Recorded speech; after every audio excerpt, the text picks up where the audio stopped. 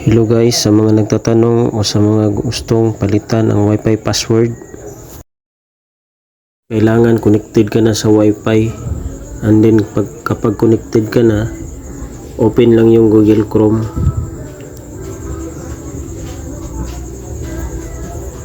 and then type mo dito yung default gateway 192.168.1.1 and then enter. Click advance and then proceed to unsafe. So lalabas dito yung username at password. So yung username niya default is admin, tapos yung password 1234, pero sa akin pinalitan ko na.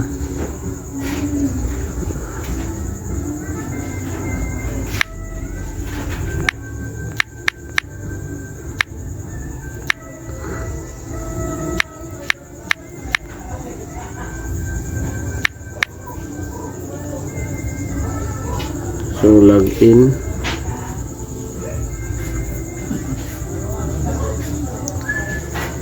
So ito yung lalabas niya. So zoom natin ulit. So punta tayo sa network.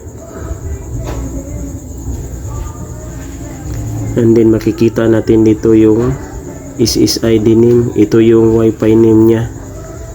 At saka itong passphrase. Ito yung Wi-Fi password. So sa akin, hindi ko na papalitan tong Wi-Fi name. Okay na to sa akin. Depende sa inyo kung papalitan nyo. Sa akin, ito na papalitan ko, itong password.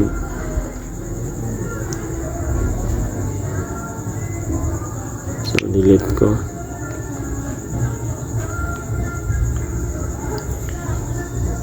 Kailangan dito combination siya ng capital letter, small letter, numbers, and special character. Palit ko dito is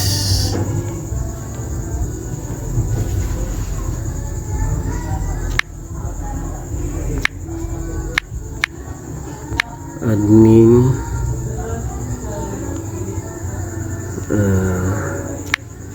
special character, 1 2 3 4 5 6 7 8. So yun. Then pagkatapos apply.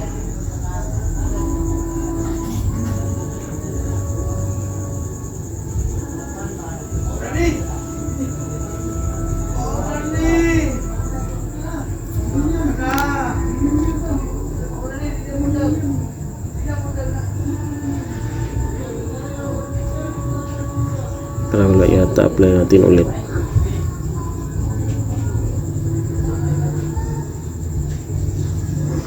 So yun, napansin nyo hindi na ako connected kasi pinalitan na yung password. So connect natin ulit.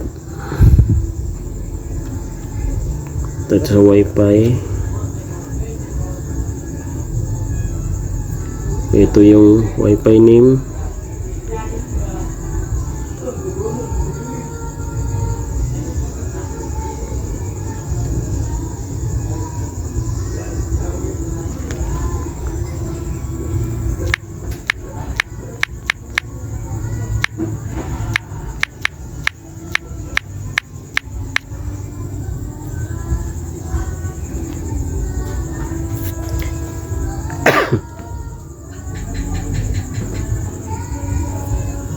So, connected na siya ulit.